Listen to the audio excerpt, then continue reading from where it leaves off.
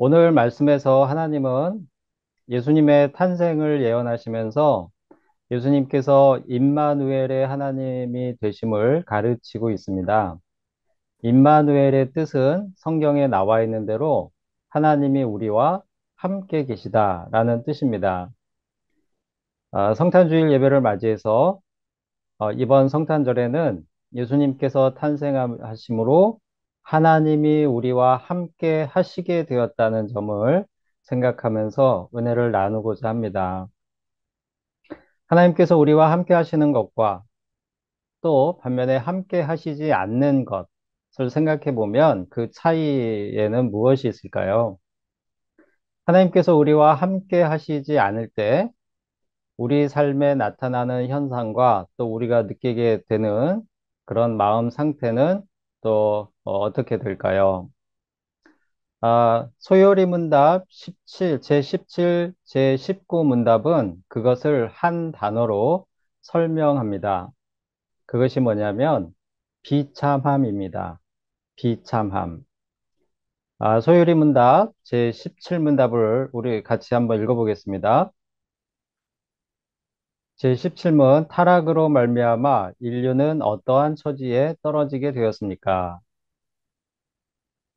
답. 타락으로 말미암아 인류는 죄와 비참한 처지에 떨어지게 되었습니다. 이제 제19문답은 인류가 처한 이 비참한 처지에 대해서 좀 더 자세히 설명을 해줍니다. 제19문 같이 읽어보겠습니다. 사람이 그 타락한 처지에 비참한 것은 무엇입니까? 답. 모든 인류는 타락함으로 말미암아 하나님과 교제가 끊어졌고 하나님의 진노와 저주 아래 있으며 그로 말미암아 이 세상에서 온갖 비참함을 겪다가 결국 죽음에 이르고 영원히 지옥의 고통에 떨어집니다. 인류의 타락은 하나님과의 관계 단절을 초래했고 인류는 하나님의 노하심과 저주 아래에 놓였습니다. 그래서 세상에서 사는 동안 온갖 비참한 상황을 겪을 뿐 아니라 결국에는 자신이 가진 모든 것들을 잃게 되는 죽음을 맞이합니다. 그리고 사후에도 지옥의 영원한 죄의 형벌에 갇혀야 하는 그런 운명이 된 것이죠. 그럼 여기서 얘기하는 이 비참함이란 무엇일까요? 여러분은 자신이 비참하다는 것을 느껴본 적이 혹시 있습니까? 아, 저도 제 인생을 돌아보면 그렇게 평탄하지만은 않았던 여러 가지 어려움이 있었고 또 고난도 있었고 고통도 있었는데 비참하다는 것까지 그런 생각까지는 안 들었던 것 같아요. 사실 이 비참하다는 단어는 우리가 평소에 자주 쓰는 단어가 아니라서 우리 삶에 비참함에 대한 그런 느낌이 별로 없을 수 있습니다. 그래서 여기서 말하는 이 비참함이 나와는 좀 상관없는 것으로 느낄 수도 있을 것 같은데요. 그런데 이 비참함에 대한 이해는 반대로 비참하지 않은 것을 생각해 보면 도움이 될 것 같습니다. 비참함이 타락의 결과라면 타락하기 전에는 비참한 삶을 살지 않았다는 것이 되겠죠. 타락하기 전이란 최초에 창조된 상태입니다. 에덴 동산의 삶이죠. 인류는 행복하게 살도록 창조되었지만 타락함으로써 창조 당시에 누렸던 모든 것을 잃었음을 우리가 앞서 소요리 문답 제13문답에서 살펴보았었습니다. 그렇다면 이 비참함이란 창조 당시에 에덴 동산에서는 있었는데 지금은 없거나 또는 에덴 동산에는 없었는데 이 땅의 삶에 지금은 생겨난 어떤 것들이라고 얘기할 수도 있을 것 같아요. 이를테면 이런 거죠. 에덴 동산에서는 풍요로움이 있었습니다. 거기는 결핍이 없었죠. 또 누구나 다 건강했을 테고요. 늘 즐거움과 기쁨이 있었을 겁니다. 하루하루가 평온했을 것이고 여유로웠을 것이고 늘 안정감이 있었을 것이며 사람들의 마음은 온유하고 또 서로 사랑하는 그런 것들. 에덴 동산에서는 이런 것들을 영원히 그리고 충만하게 완벽하게 누릴 수 있었는데 지금은 이런 것들이 부분적으로밖에 누릴 수 없죠. 그러면서 에덴 동산에는 없었던 것들이 새로운 것들이 생겨났습니다. 이를테면 궁핍함이라든가 가난이라든가 질병과 고통, 또 슬픔, 미움과 다툼, 시기 질투, 폭력과 살인, 비난과 조롱, 또 외로움, 근심 걱정, 불안과 두려움, 수치심과 분노, 낙심 좌절, 또 우울함과 공허함 등의 이런 어, 처지와 이런 느낌들, 이런 감정들이 그런 것들이죠. 그렇다면 비참함이란 이런 것들을 당하거나 느끼는 그런 상태라고 얘기할 수 있을 것 같습니다.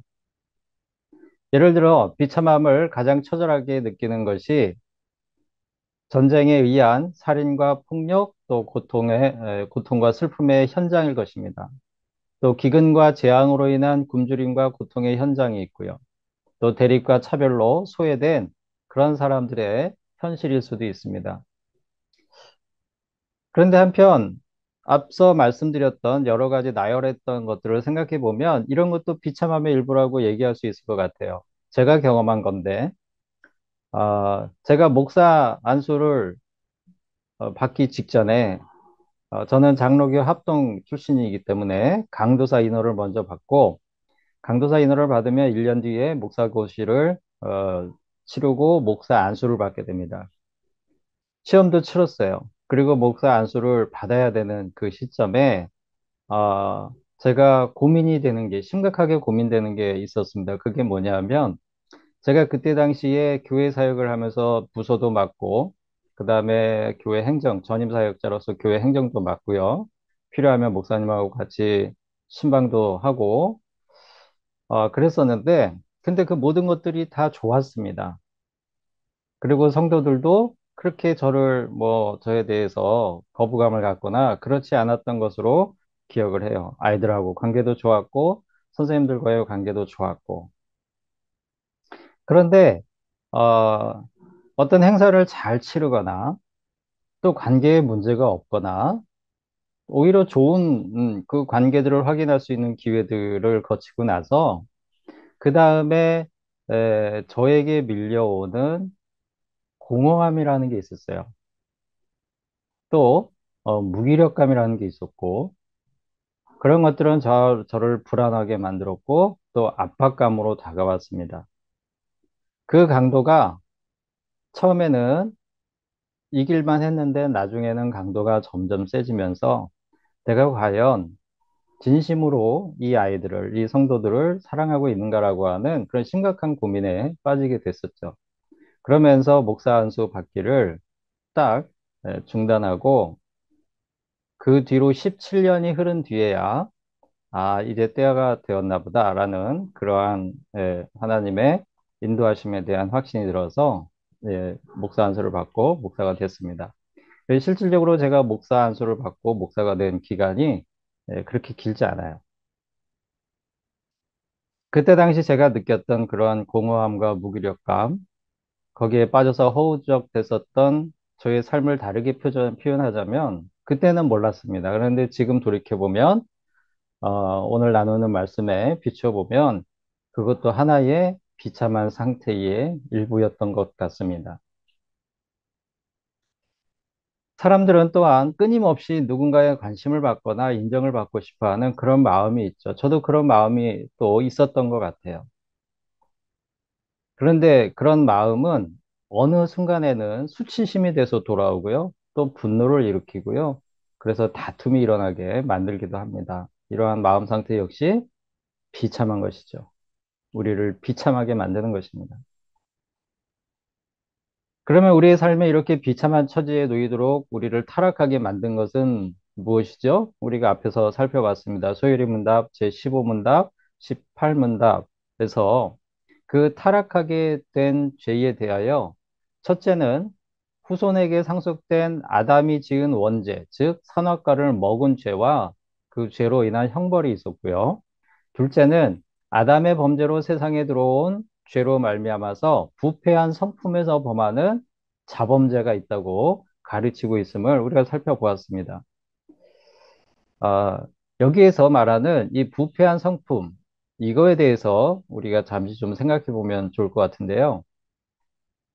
무슨 말이냐면, 앞에서 예로 제가 말씀드렸던 저의 어떤 그런 공허함을 에덴 동산에서는 그곳에 살면서도 그러한 감정들에 빠졌을까? 그렇지 않았을 것 같은 거예요. 그렇지 않았을 겁니다. 왜냐하면 그곳에서는 부패한 성품을 가지고 있지 않았을 테니까요. 이 성품이 부패하였다는 것은 그냥 죄를 짓게 되었다는 것뿐만이 아니라 우리들의 성품, 즉, 우리들의 인격은 지성과 의지와 그리고 감정의 영역이 있잖아요. 그런데 이 성품이 부패하였다는 것은 성품이 건강하지 못하고 균형이 깨져버렸다는 것입니다. 건강한 자존감을 갖지 못한다는 거예요. 우리의 감정, 정서 기능이 또 의지와 지적인 능력이 망가졌다는 겁니다. 완전히 망가진 건 아니죠. 네, 완전히 사라진 건 아니죠. 하지만 망가졌기 때문에 더러 제 기능을 못하는 그런 상태에 빠졌다는 겁니다.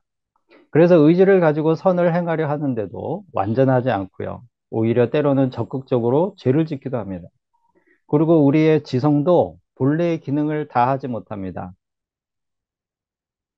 무엇보다 정서적인 측면에서 건강하지 못해요. 그래서 느끼지 않아도 되는 부정적인 감정들에 쉽게 빠지곤 하고 그것으로 스스로 그곳에서 헤어나지 못하는 그런 경우도 많이 있습니다.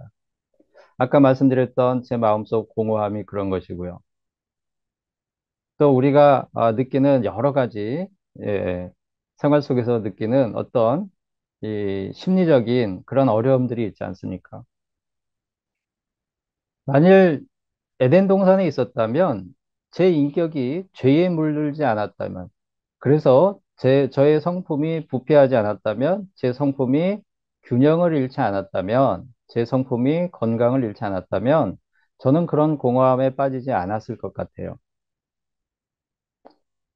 어디 이런 공허함 뿐이겠습니까? 우리가 요즘 현대인들이 많이 느끼는 누구에게 얘기하지 못하는 그런 우울감도 그렇고요. 무기력감도 그렇습니다. 여러 가지 부정적인 감정들을 느낄 만한 상황이 아닌데도 우리는 그런 부정적인 감정에 휩싸일 때가 있지요. 이런 감정들은 우리 삶의 비참함을 보여주는 것들입니다.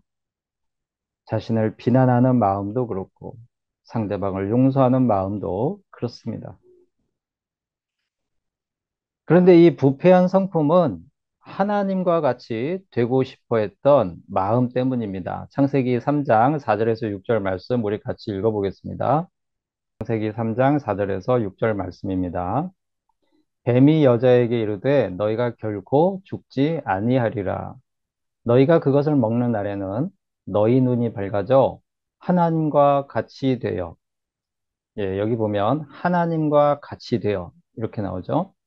하나님과 같이 되어 선악을 알 줄 하나님이 아심이니라. 여자가 그 나무를 본즉 먹음직도 하고 보암직도 하고 지혜롭게 할 만큼 탐스럽기도 한 나무인지라. 여자가 그 열매를 먹고 자기와 함께 있는 남편에게도 주매 그도 먹은지라. 이 아담이 선악과 선악을 알게 하는 열매를 먹게 되는 그 원죄를 범하게 되는 과정을 기록한 말씀이죠. 하와가 뱀에게서 사탄에게서 하나님 같이 된다는 말을 듣고 보니 사탄이 하와를 꼬실 때 네가 저 열매를 먹으면 눈이 밝아져서 하나님 같이 된다. 이렇게 말을 하는데 그것을 듣고 보니까 그 선악과가 먹음직도 하고요. 보암직도 하고요. 지혜롭게 할 만큼 탐스럽게 보이기 시작합니다. 순간 하나님의 말씀은 사라지고 그 열매를 먹고 싶다는 강한 욕망에 사로잡혀 버립니다. 그리고 먹지요.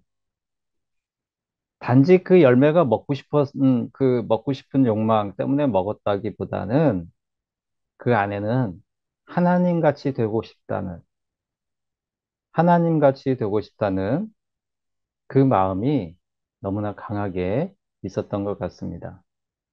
참 안타까운 순간인 것입니다. 만일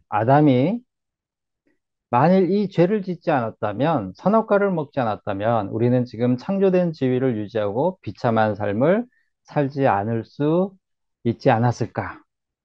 우리가 이 부분을 볼 때마다 그런 생각을 많이 하지요. 우리가 어려움을 겪을 때마다 죄로 인한 고통에 빠질 때마다 아담이 죄를 짓지 않았으면 내가 지금 이것을 겪지 않아도 됐을 텐데 그런 생각들 우리가 덜어 하지 않은가요? 아, 만약에 그랬다면 제 마음에 밀려드는 이 공허함 정도는 한 방에 날려버리고 늘 유쾌하고 평온한 삶을 살 수 있지 않았을까. 이런 생각을 하게 되는데, 그런데 정말 그랬을까? 가만히 생각해 보면 선악과를 먹은 행위는 스스로 하나님처럼 되고 싶어 하는 마음에서 비롯된 것입니다. 이 말은 달리 말하면 선악과를 먹은 행위는 하나님 없이 자신의 힘으로 하나님과 같이 권위와 하나님의 영광을 누리고 싶어 하는 마음에서 비롯된 것이다 라고 할 수 있죠. 바로 뭐냐면 하나님을 떠나서 자신의 힘으로 살아가려는 마음인 것입니다. 이렇게 보면 아담의 원죄는 아담의 것만은 아닙니다. 왜냐하면 지금 우리도 하나님 같이 되려는 욕망을 가지고 있고 실제 그렇게 살고 있기 때문입니다. 무슨 얘기냐면 하나님 없이 하나님을 떠나서 자신의 힘으로 살아가려고 하는 그 모습이 그 마음이 누구나에게 다 있다는 거예요. 자신의 힘이나 물질로 타인 위에 군림하거나 그들의 부러워하는 시선을 받음으로써 스스로 하나님같이 되려고 합니다. 자신의 재능과 능력으로 또는 지식과 또는 언변으로 심지어는 도덕과 헌신적인 선행으로 타인에게 인정을 받음으로써 하나님과 같이 되어 자신의 힘으로 어떤 영광을 누리려고 합니다. 스스로 영광을 누리시는 하나님처럼 또한 어떤 성취나 업적을 이루어냄으로써 자신의 힘으로 해냈다라고 하는 만족감으로 하나님처럼 창조의 욕구를 채우려고 하기도 하지요. 우리 모두는 그렇게 하나님을 떠나서 자신의 힘으로 살아가려고 합니다. 그런 모습이 우리에게 다 있어요. 자신의 힘으로 행복할 수 있다 여기고 그 행복을 열망하고 그것을 향해서 열심히 달려가고 쫓아갑니다. 그런 우리들의 모습을 보면 우리도 에덴 동산에 있을 때 그 선악과의 손을 얼마든지 댈 수 있지요. 이렇게 자신의 존재감을 스스로 만들어내고 만끽하려고 하는 게 우리의 본성인 것 같아요. 그렇게 해서 스스로 계신 여호와 하나님처럼 하나님께서 나는 스스로 있는 자라고 말씀하지 않으셨습니까? 그것처럼 자신의 힘으로 자신이 스스로 존재하는 것으로 느끼고 싶어 하는 것 같아요. 그렇게 하나님처럼 되고 싶어 하는 그런 마음이 그 바탕에 깔려 있는 것이죠. 하나님을 떠나서 하나님을 거부하고 자신의 힘으로 하나님처럼 살고 싶어 하는 것. 이것이 원죄의 마음이었습니다. 우리가 아담이었다면 우리도 그랬을 것 같아요. 그렇게 사람은 하나님을 떠나서 자신의 힘으로 행복을 추구하지만 인간이 스스로 만들어낸 행복은 완전하지 못했음을, 영원하지도 않았음을 인류 역사는 우리에게 가르쳐 줍니다. 바벨탑 사건이 그랬고요. 하나님을 떠나서 자기들 스스로 자기들의 이름을 세상에 내고 우리가 함께 예, 흩어지지 말고 여기 있으면서 우리 이름을 내자 그랬다가 하나님의 심판을 당하지 않았습니까? 하나님을 떠나 세상의 방법대로 살았던 이스라엘과 유대의 왕들은 결국 나라를 망하게 만들고요. 그 백성들은 비참한 삶으로 그 백성들을 내몰았습니다. 이성의 힘으로 과학을 발전시키고 고귀한 도덕과 철학을 탐구하고 가르치면서 스스로 행복한 세상을 만들고 있다라고 자신했던 근대의 여러 학문, 철학들, 인류는 결국 1, 2차 세계대전을 초래하면서 수많은 사람들이 참혹한 삶을 살게 만들었던 것이죠.